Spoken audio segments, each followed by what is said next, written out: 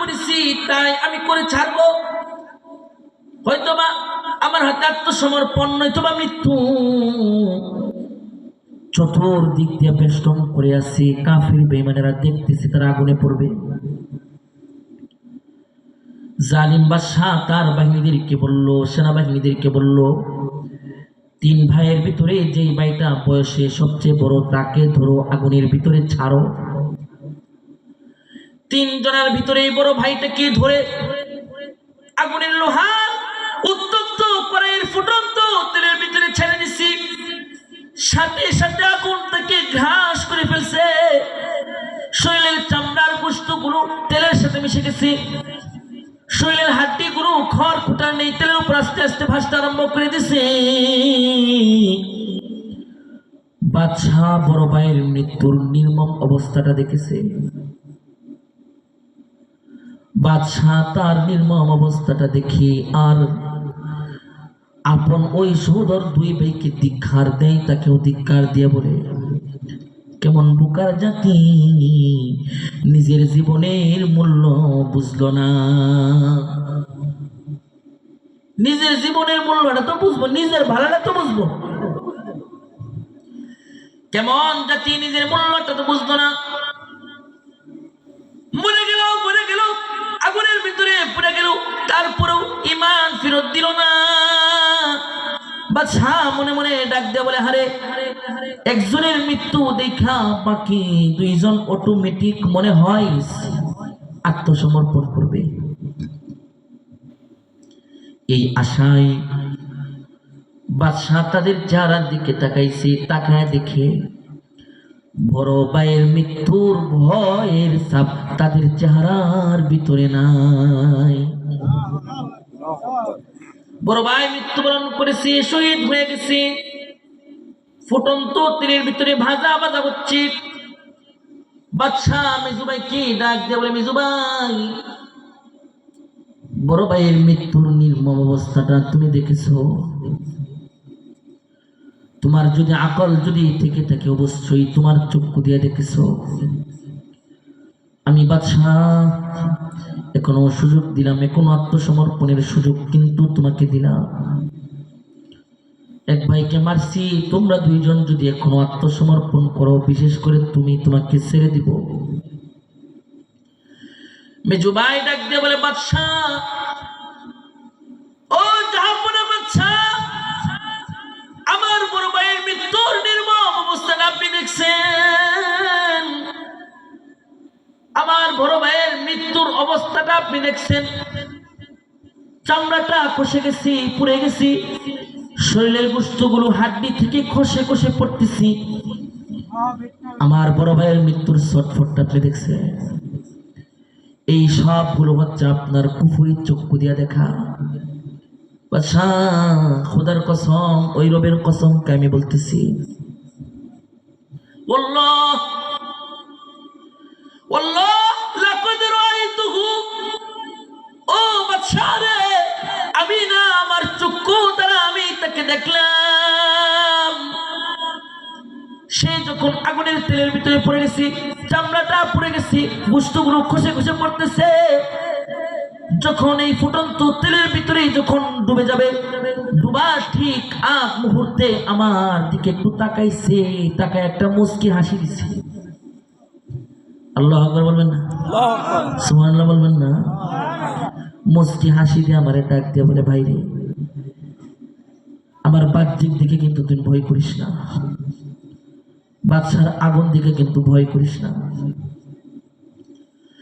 বাদশার আগুনের ভিতরে পড়ে গেছি, চামড়া পড়ে গেছে, গোশত খসে খসে পড়ে গেছি, হাড়গুলো খড়কুটা নিয়ে বাসতেছে।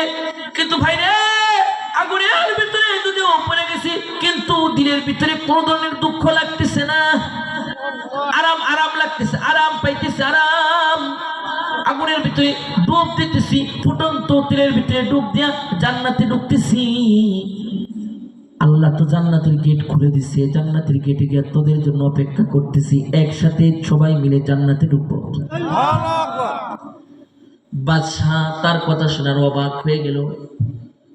আশ্চর্যের কথা, 1 ভাইয়ের মৃত্যু দেখেও তারপরেও পিছপা হয় না। এক ভাইয়ের মৃত্যু দেখাও পিছনে হটে না। বাদশাহ মেজু ভাইকে আগুনের ভিতরে ছেড়ে দিছে। মেজু ভাইও শহীদ হয়ে গেছে। ভাই ছিল 3 জন, এখন আছে কয়জন? সবার বড়টা আছে না, সবার ছোটটা আছে। যে হয় ছোট তার একটু ভয় ভীতি থাকে। সবে মাত্র নৌজওয়ান, সবে মাত্র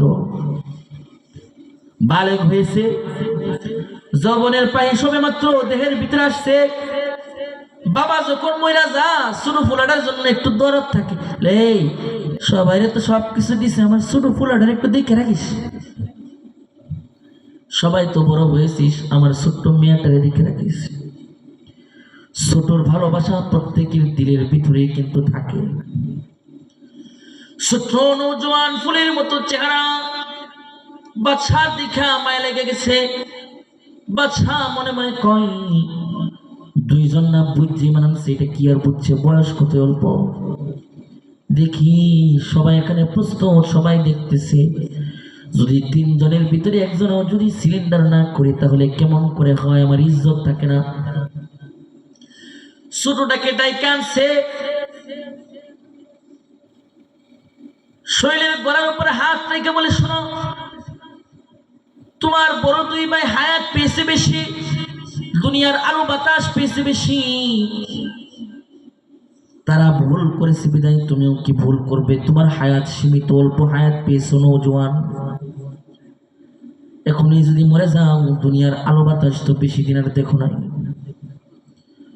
আপন 2 ভাই যেহেতু শহীদ হয়ে গেছে, 2 ভাইয়ের পথ ধরার তোমার কোনো ধরনের কোনো দরকার নাই। 2 ভাই মিলে যেই ভুল করেছে, ভুল কিন্তু তুমি করবে না। 2 ভাই ভুল করেছে, তুমি ওকে ভুল করবা, ভয় করো না। তোমার 2 ভাইয়ের অভিভাবকত্ব হারাইছো, কোনো সমস্যা নাই।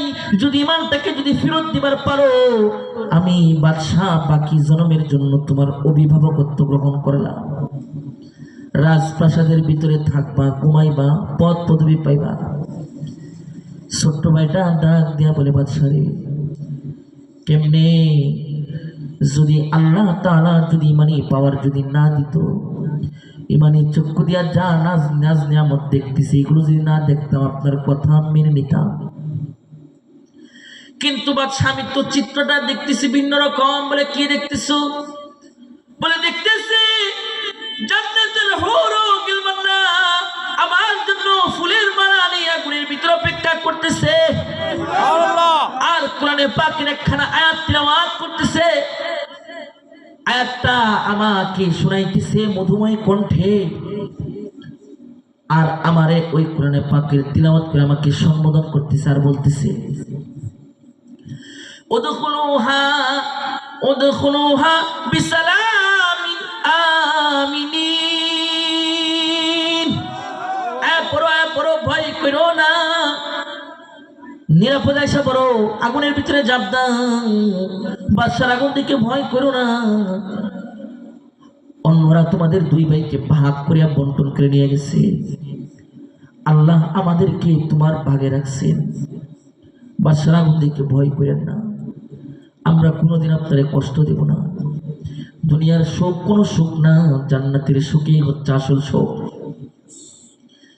তারা সম্বোধন করে বলে, নাহনুল খালিদাতু ফালা নাবিদু ওয়া নাহনুন নাইমাতু ফালা নাবআসু ওয়া নাহনুর রাদিয়াতু ফালা নাসখাতু তুবা লিমান কানা লানা ওয়া কুন্না লাহু। আল্লাহু আকবার, আল্লাহু আকবার। এই কথা যখন বাদশাহ শুনছে, বাদশাহ অবাক হয়ে গেছে, কি বলে রে, পাগলে কি কয়? বাদশাহ তাকে কি করবে, কোনো হতভম্ব হয়ে গেছে, কি করবে বুঝতেছে না। ঠিক এমন এক মুহূর্তের ভিতরে বাদশার একজন দরবারি মাজুসি অগ্নি পূজক আইসা হাজির। বাজার খুব গরম, দরবার খুব গরম। 2 জনকে তেলের ভিতরে ভাজতেছি, আরেকজনকে তেলের ভিতরে ফেলে দিবে। মাজুসি বলে, অগ্নি পূজক বলে, বাদশাহ কেন তাদেরকে আগুনের ভিতরে ফেলে দিচ্ছেন? বলেন, জানো না আমার রাজ্যের ভিতরে থাকে কিন্তু আমারে চিনল না, থাকে বসবাস করে আমার রাজ্যে আমার কথা মানে না, এক আল্লাহর উপর ঈমান এনেছে, এ কারণে মানলাম। মাজুসি তার ইসলামের ইতিহাস তার জানা ছিল, সে বলে বাদশাহ রাগ করেছেন তো হেরে গেছেন, রেগে গেছেন তো হেরে গেছেন, মুসলমানকে আপনি চিনেন নাই, ভুল করেছেন।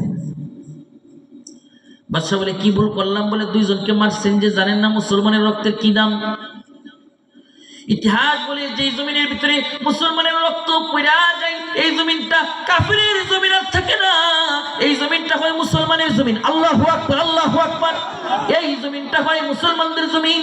তাগতি শক্তি এমন জমিনের ভূখণ্ডের ভিতরে বেশি দিন থাকবার পারে না, পালাইতে হয়, পালাইতে হয়। কথা বলেন ঠিক না ঠিক?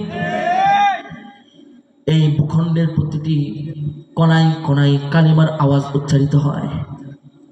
বাদশাহ আপনি ভুল করছেন। বাদশাহ বলে ভুল করেছি, ভুলের শুদ্ধানোর কি অবস্থা?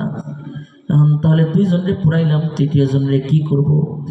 মাজুসি বলে ইতিহাস বলে দুইজনকে পুরাইছেন, তৃতীয় জন কেউ যদি পুরাই ফেলেন, যারা রং তামাশা দেখতেছি সকলেই বলবে যে তারা কেমন ধর্ম গ্রহণ করেছে, আগুনের ভিতরে চাপ দেয় তারপরেও ঈমান দেয় না, হাসি মুখে মৃত্যুর কুলে ঢলে পড়ে। আমরাও কালেমা পড়ে মুসলমান হয়ে যাই। ডাক দিয়ে বলে না না না না, তারে মারা যাইতো না। বলে তাহলে কি করতে হইব? তাকে মারা যাবে না, তাহলে কি করা? বলে যে ইমানি পাওয়ার দিয়ে, যে ইমানি চক্ষু দিয়ে নিজের জান্নাত নিজে দেখা লয়, এটা হচ্ছে ইমানি পাওয়ার, এটা হচ্ছে তাকওয়ার পাওয়ার। এই পাওয়ারটাকে নগে নষ্ট করতে হইব, এরপরে তাকে ইমান থেকে ফিরাইতে হইব। জালিম বাদশা বলে যারা আগুনের ভিতরে ঝাঁপ দিতে প্রস্তুত তারা গুনাহ কেমনে করবে?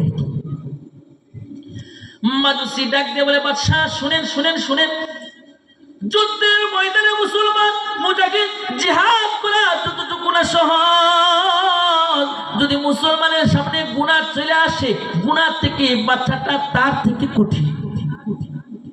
গুনাহ থেকে বাঁচা অনেক কঠিন। যুদ্ধের ময়দানে জিহাদ করা সহজ, কিন্তু গুনাহের পরিবেশে গুনাহ থেকে বেঁচে থাকা অনেক কঠিন। সরকারে দো আলম নবী বলেন ওয়াজানা মিনাল জিহাদিল আসগরি ইলাল জিহাদিল আকবার। ছোট যুদ্ধ থেকে বড় যুদ্ধের দিকে ফিরে এসেছি। নফসের সাথে যুদ্ধ, নফসের মনের সাথে যুদ্ধ করা অনেক কঠিন। বাদশা বলে তাহলে কি করা? বলে গুনাহ করাইবো। গুনাহ কেমনে করাইবা? বলে যুবককে গুনাহ করাইবার জন্য যুবতী লাগবে। যখন যুবতী কি পায় আকৃষ্ট হয়ে যাবে, তখন যুবক গুনাহ করবে, ইমানি পাওয়ার নিভে যাবে।